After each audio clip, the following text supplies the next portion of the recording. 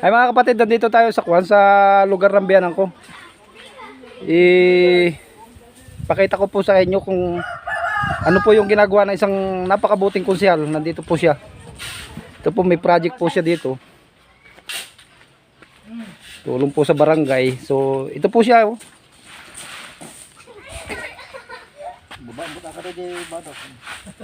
Pinsan po yun nung bayaw ko. Parang pamangkin ng biyanan ko. So ito mga kapatid ko, ito project daw. Project ito ng barangay. Project po ito ng barangay para sa kabutihan ng mga tao dito sa barangay. Kasi dati po ito, hanggang doon po, parang umaapaw yung tubig. Ipapakita ko po sa inyo para malaman nyo. Ito po mga kapatid, kasi ito nangyayari dito. Nung wala pa itong simento, ito kasi taniman ito ng palay eh. Taniman ng biyanan ko. Minsan tinatanim man ng mais pagkatapos ng palay. Siguro napanood nyo ito sa mga vlog ko dati. May vlog na ako dati dito eh. So ito po ang purpose nila. Nagpapasalamat tayo doon sa isang konsehal na gumawa ng paraan. So gumawa po ng paraan para maayos at hindi na po umapaw yung tubig. So ito po ginawa nila na inayos yung kanal. Kasi ito po mga kapatid, kaya nagpapasalamat po ako doon sa konsehal na yun. Ito po oh, ito po yung nangyayari pagka dire-diretso po at malakas yung tubig. Malakas po yung tubig. Yan po unti-unting nahuhukay. So darating ang panahon po baka pati itong lugar na to makuha. So ito po sa ginawa nung napakabuting konsehal, ginawa po niya ng magandang kanal. So naging project po ito ng barangay. At shoutout po sa lahat ng konsehal, sa mga konselor po dito sa Katdungan San Juan, La Union, po sa ating mahal na kapitan. So ginawa po ng paraan nila na para maayos po ito. Napakaganda po, napakaganda yung project ng barangay. So sana po sa lahat ng barangay tularan itong mga konsehal at kapitan dito sa Katdungan San Juan, La Union. Napakaganda ng mga project nila. Ito po. So may mga trabador sila dito. Sila nagtutulong-tulungan. Hindi ko alam ito, ano ba yung sweldo? Siguro baka sweldo rin ng barangay. Hindi po alam natin. Kasi dayo lang ako dito, hindi naman ako taga rito. So yan po yung konsehal. Pasensya na po kayo kasi yung konsehal na yan namin, bayaw ko rin. Mayroon po yung kwan eh. May malapit katulad ko na rin, malapit na rin mag-airport yung ulo. Katulad ko na rin po nakakalbo yan eh. Yan po yung isang konsehal dito. Napakabuti po niya. So ito po mga kapatid. Ganito po ang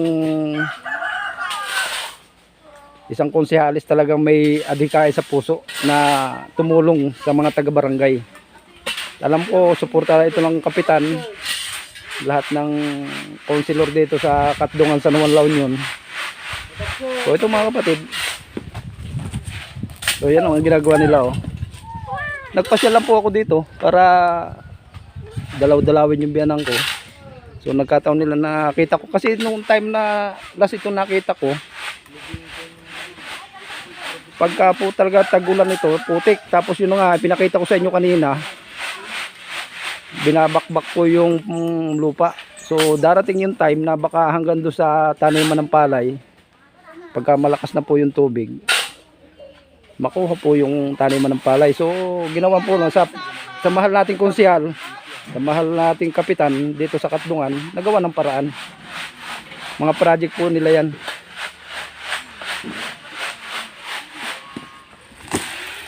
Yan po mga trabador oh.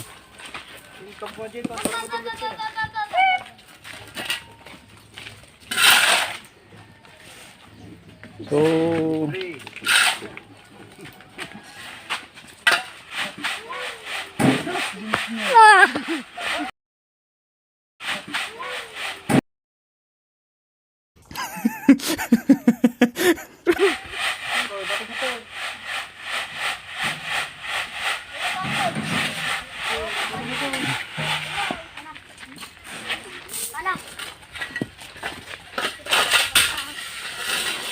Kita mo yung konsyal na yan, oh.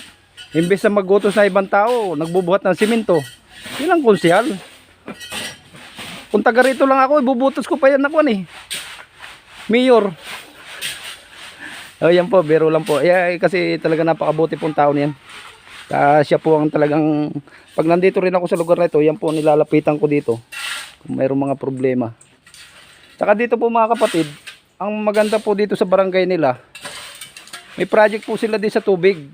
Kahit sabihin natin itong mga bundok-bundok. Kita nyo po.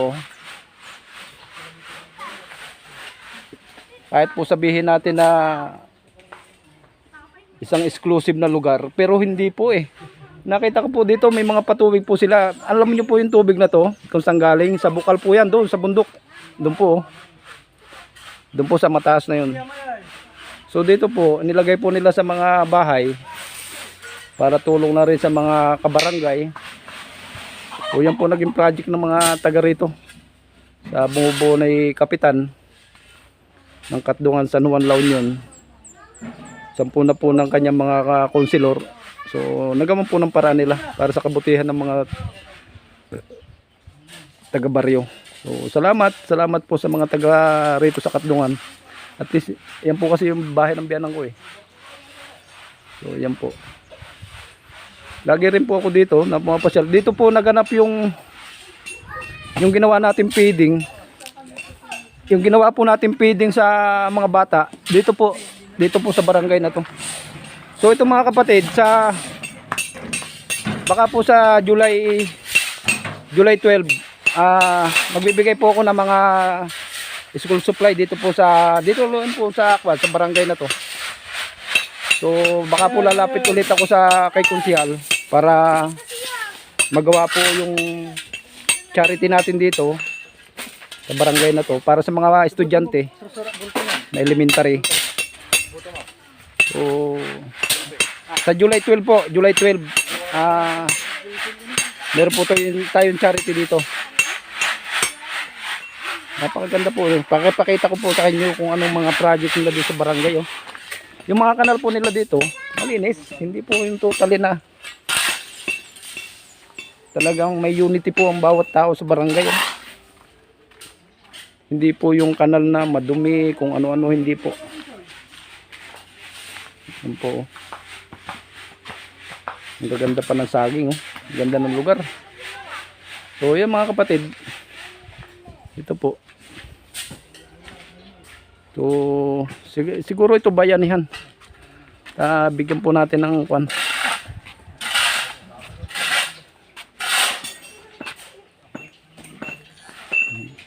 Yan po. So yan po, bayanihan po nila. Bayanihan po ng mga taga-barangay. Pamerienda po nila. Napakabuti po nilang mga tao, lalo na po yung konsihal. So sila po.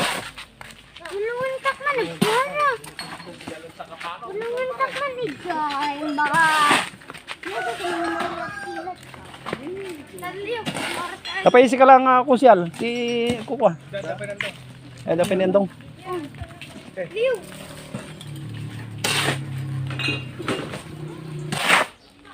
So yan mga kapatid, mamaya ang alas 3 bigyan po natin sila ng merienda. Pakonswelo de Aligro. So yan po mga kapatid, nagpasya lang ako dito. Ayan, bayaw ko rin yan. Maghahalo na po uli sila ng simento.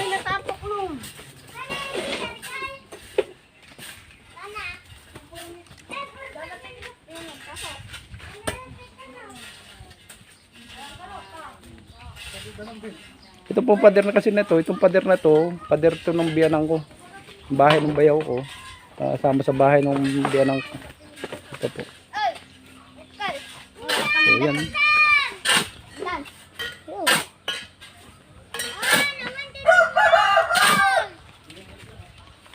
Ito pati bata dito, oo.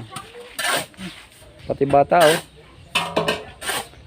Ay, o nga pala mga kapatid. ay yung sinasabi ko po sa inyo kanina na charity sa July 12.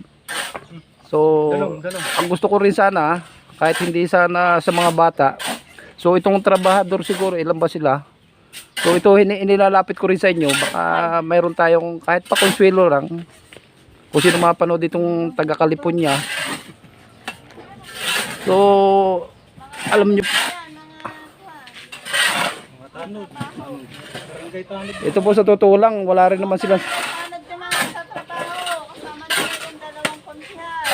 Wala po silang sweldo dito, pero bayanihan lang sa tulong ng konsyal. Katulad kung may airport na sa ulo. Sila po sana pag ginawa natin yung charity, sana meron din sila kahit paano. So kung sino makakapanood dyan sa California, sa Kuwait, sa Dubai, sa Taiwan, kung sino pa makapanood dyan, kahit kaunting tulong lang para sa kanila. So siguro alam ko naman nandiyan kayo lagi. So ayan mga kapatid, at hayaan nyo po mamaya mga 3 o'clock pamirindahin na lang natin. So, ito po. Oh, sige po, bye-bye na po, bye-bye. Sila po tulong-tulong. Ito pong isang naka-green na to, konsehal din siya. Sila po yung dalawang talagang agresibo dito ng mga konsehal. So yung iba po dito tanod. Sa totoo lang wala pong mga sweldo yan, pero para lang sa mga tao ng barangay, ginagawa po nila yan. So hindi po yung sabihin natin na kapagwapo lang, nagpo-politika, hindi po yan. Para po kasi sila nanumpa sa kanilang mga katungkulan para sa mga taong baryo. So napakabuti po. Ito pong mga bata nito, kita mo, kanina tumutulong din magbuhat. Baka naman kahit pan Jollibee, mga kapatid, kahit pan Jollibee lang. Kahit pan Jollibee lang po. Hindi ako nagbibiro totoo po ito. So malay nyo po, pag dating ng July 12, meron din tayong bibigay dito kahit paano dito sa mga nagtatrabaho na to. So sana, alam ko mapanood din niyo itong mga kapatid.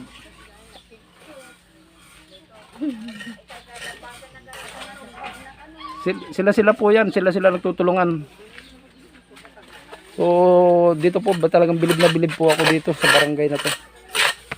Sa pangunguna po ng dalawang konsyal na yan, napaka, sabi nga sa Ilocano bro, W2 Healing Meditation, di ba, padata nga Ilocano dagito eh.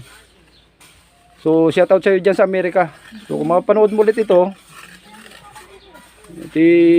datoy ti ko, may bagaking kanu dagito yung tattao, talagang napakabuti.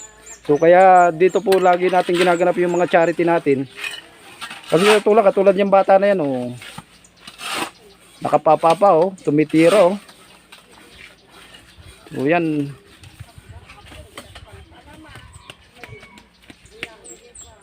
Sila po sila.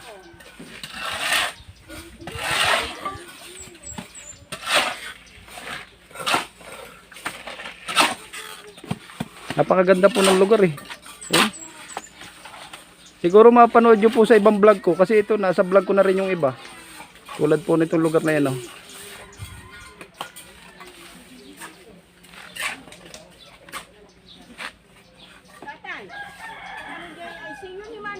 Yan po yung biyanang ko na babae.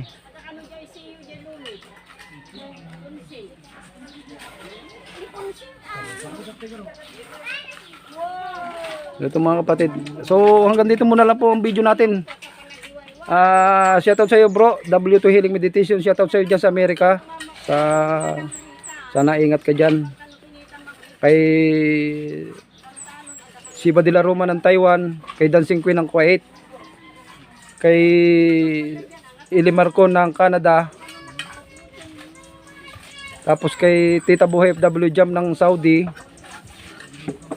So salamat sa pag-support. At itong gagawin po natin sa July 12. Kasama po itong mga tao na to siguro, itong mga tumutulong na to. Kahit kwan lang, pang merienda.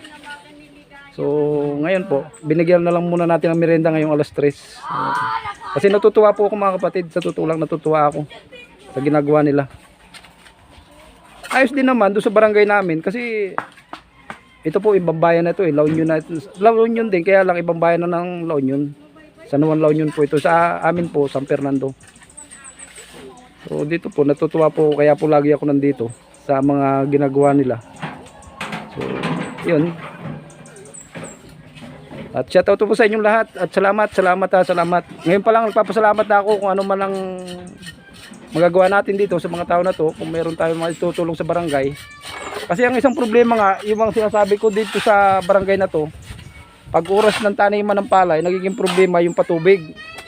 So minsan dito, yung ibang magsasaka, 'di ba, nasabi ko na sa mga vlog nyo, nanghihiram lang ng makina, nanghihiram ng hose.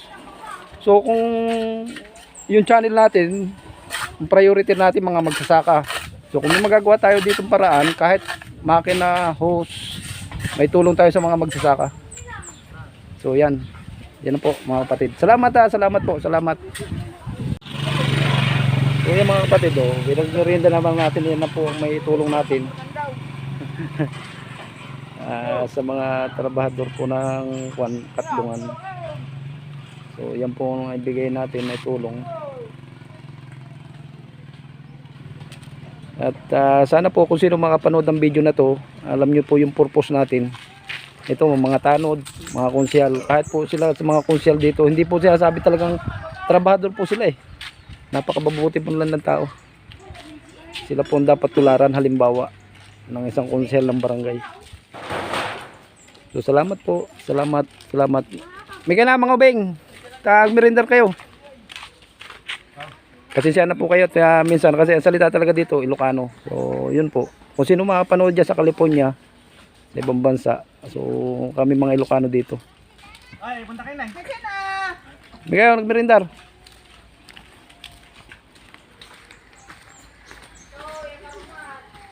Gimbabayag na po Ilocano mo. Yan na. Ito po yung tatlong mga yan po yung mga bata na kasama po sa charity natin. Kasama po sa mga charity natin na gagawin. Kasama na rin po sila doon sa ginawa nating feeding nung nakaraan. Kasi kasama rin po sila doon sa pinakain natin. So sa July 12, mayroon po ulit tayong charity dito para sa mga school supply. So yan po ang gagawin natin. At salamat po, salamat sa sa akin, sa pag-guide, sa pagtulong. At kung sino hindi pa po nakasubscribe sa channel natin, subscribe na po kayo. Ang bawat subscribe nyo po, meron pong pupuntahan. Tulong natin sa kapwa natin. So hindi po yun kung saan lang mapupunta. Salamat po. Salamat.